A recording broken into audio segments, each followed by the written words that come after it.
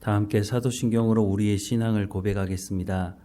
나는 전능하신 아버지 하나님 천지의 창조주를 믿습니다. 나는 그의 유일하신 아들 우리 주 예수 그리스도를 믿습니다.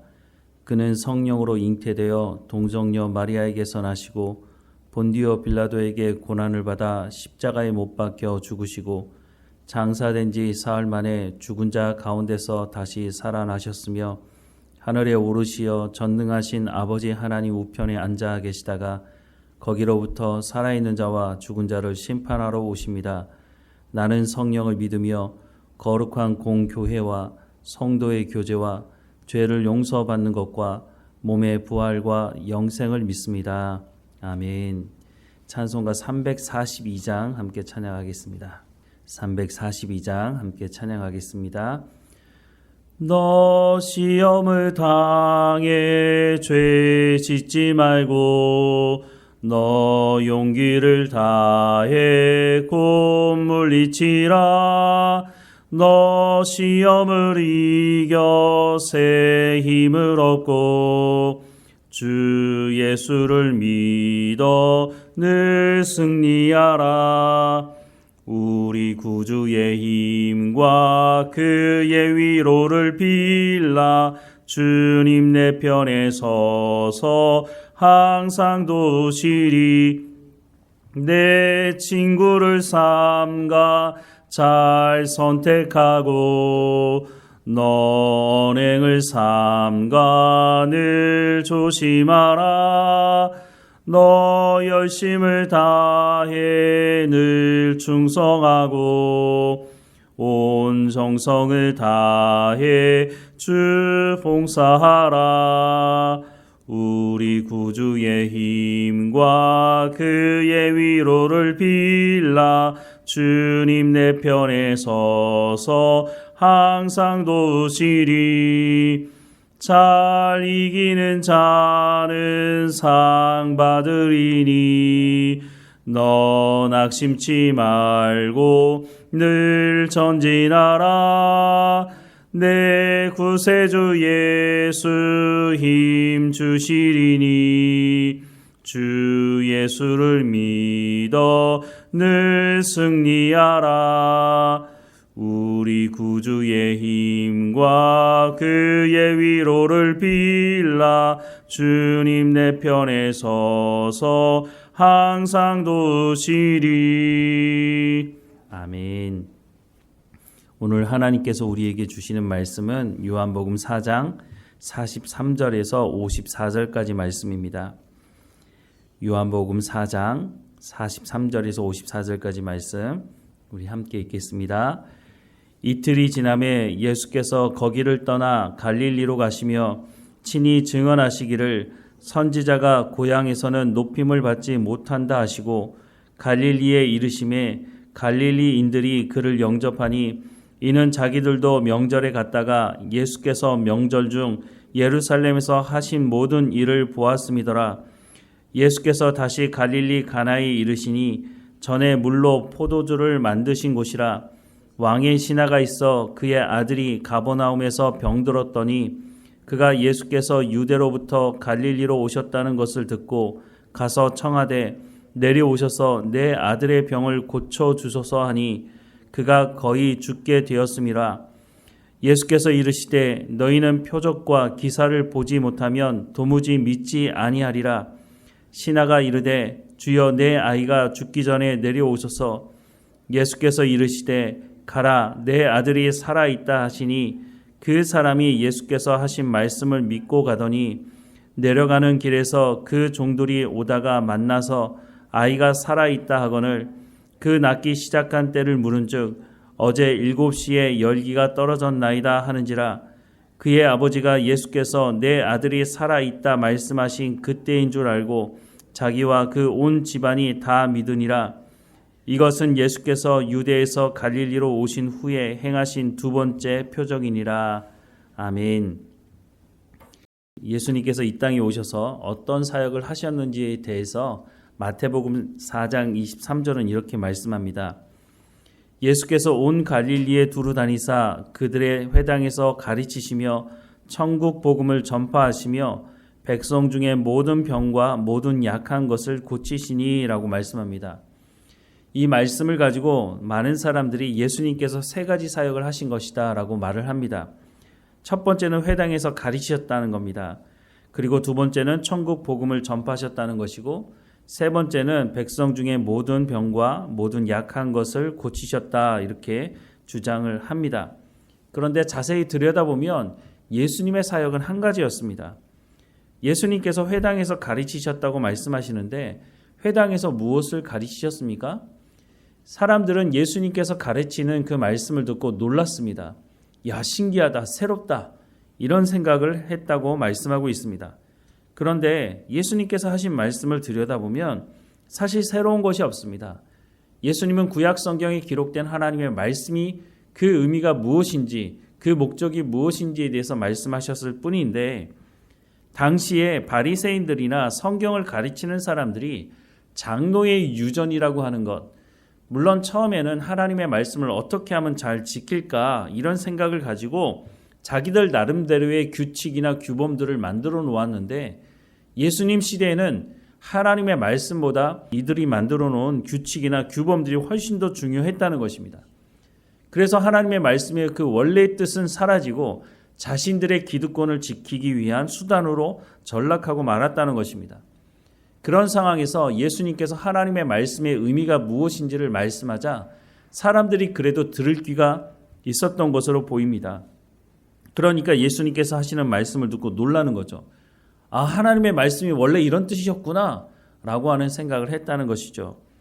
예수님께서 회당에서 가르치셨던 것은 하나님의 말씀이셨지 예수님이 뭔가 이전에 없었던 것을 새로 만들어낸 어떤 규칙이나 규범을 다시 말씀하시는 것이 아니었다는 것입니다.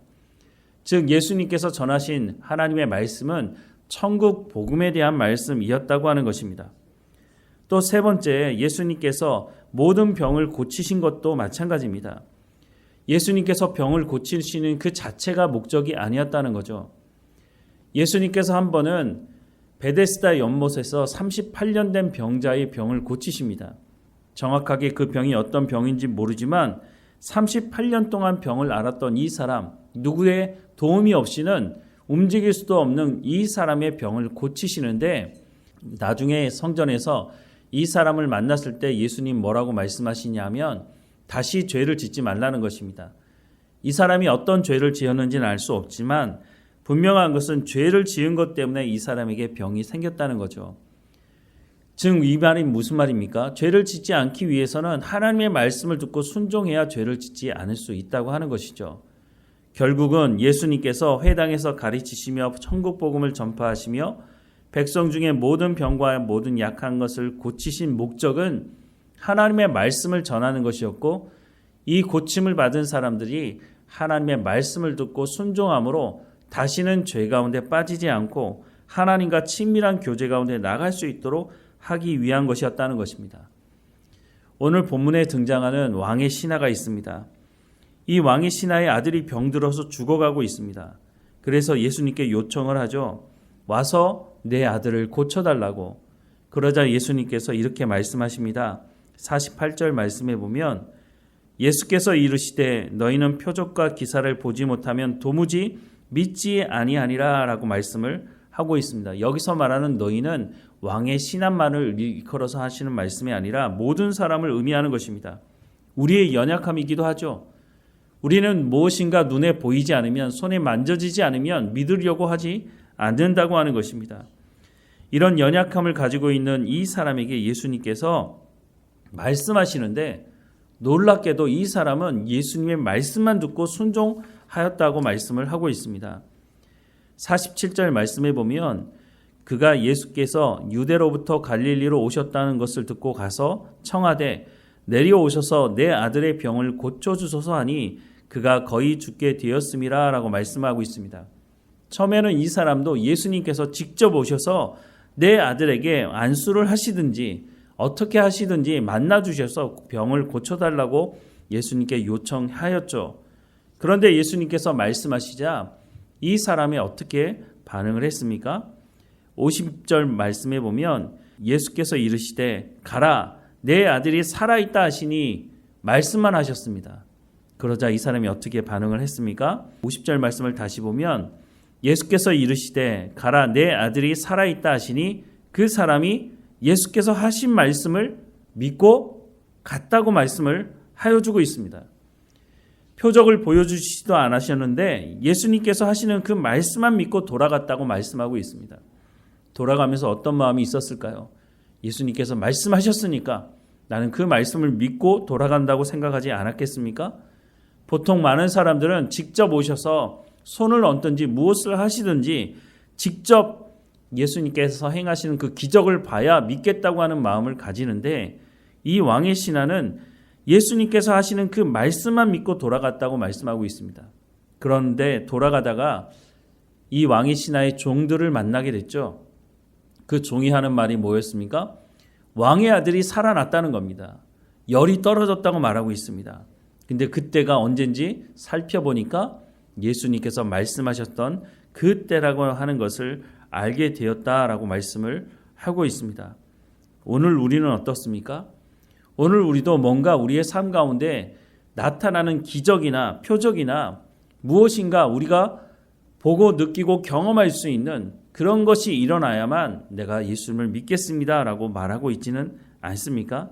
물론 우리 입으로는 내가 그렇지 않더라도 하나님의 말씀을 믿습니다라고 우리가 입으로는 고백하지만 우리의 삶 가운데 시험이 닥치고 고난이 닥치면 하나님 내가 알 수 있는 증거를 보여달라고 우리가 말하고 있는 것을 보게 됩니다. 결국은 기적이 일어나든 어떤 일이 일어나든 간에 그것이 그냥 기적으로만 멈추고 만다면 병이 낫는 것으로만 멈추고 만다면 우리는 하나님에 대해서 더 깊이 알아가지 못하게 될 것입니다. 우리가 살다 보면 또 다른 고난과 또 다른 시험을 만나게 되는데 그러면 그때도 어떻게 하겠습니까? 하나님 증거를 보여달라고 그렇게 요구만 하게 될 것입니다. 그러면 하나님의 말씀을 믿지 못하게 되는 것이죠. 우리가 믿음이라고 말할 때 그 믿음이라고 하는 것은 하나님의 말씀을 우리가 얼마나 믿고 순종하고 있느냐에 따라서 그 믿음의 수준이 달라지게 되는 것입니다. 결국은 하나님의 말씀을 믿어야 하는 것입니다. 하나님께서 우리 가운데 구체적인 증거를 보여주시지 않는다 할지라도 하나님께서 그렇게 말씀하셨다면 내가 그 말씀을 믿고 내가 어느 길로 갈지 모르지만 하나님께서 말씀하시니 그 길을 따라가겠다고 순종하며 살아가게 된다면 그것이 바로 우리의 믿음을 성장케 하는 것임을 성경은 우리 가운데 말씀해 주고 있다고 하는 것입니다. 주님이 우리 가운데 뭐라고 말씀하십니까? 우리는 그 말씀을 듣고 순종하고 있습니까? 우리가 이 말씀 앞에 어떤 삶을 살아가는지를 우리의 삶을 살펴봐야 할 것입니다. 많은 사람들이 표적을 요구할 때 예수님이 말씀하시는 그 말씀 앞에 우리는 표적을 요구하지 않고 그 말씀을 따라 순종하며 살아가고 있는지 우리의 삶을 점검해 봐야 할 것입니다. 우리의 삶 가운데 믿음이 좋다, 좋지 않다라고 말하는 것은 그 기준이 하나님의 말씀을 우리가 듣고 순종하고 있느냐, 그렇지 않느냐에 달려 있다고 하는 것입니다. 가장 먼저 해야 하는 것은 하나님의 말씀을 듣는 것입니다.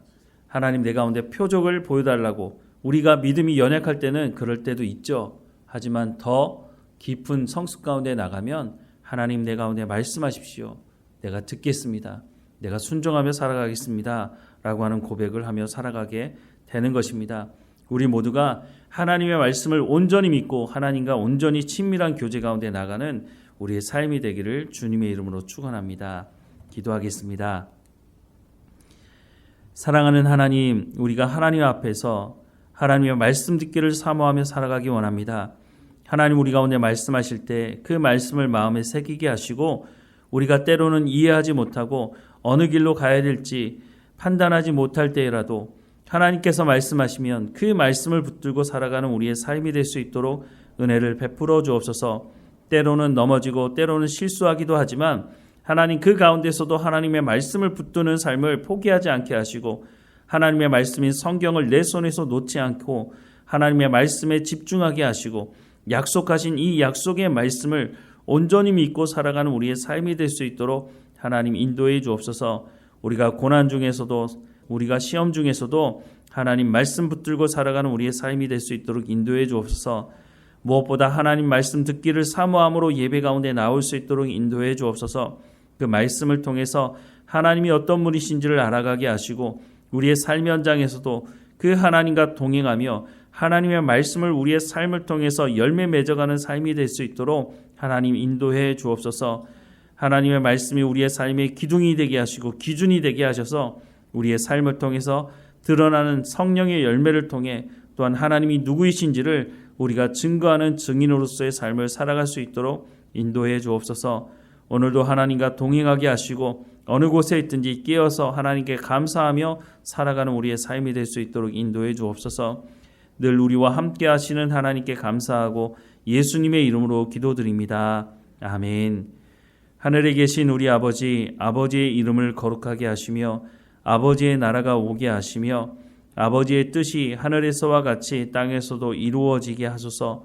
오늘 우리에게 일용할 양식을 주시고 우리가 우리에게 잘못한 사람을 용서하여 준 것 같이 우리 죄를 용서하여 주시고 우리를 시험에 빠지지 않게 하시고 악에서 구하소서.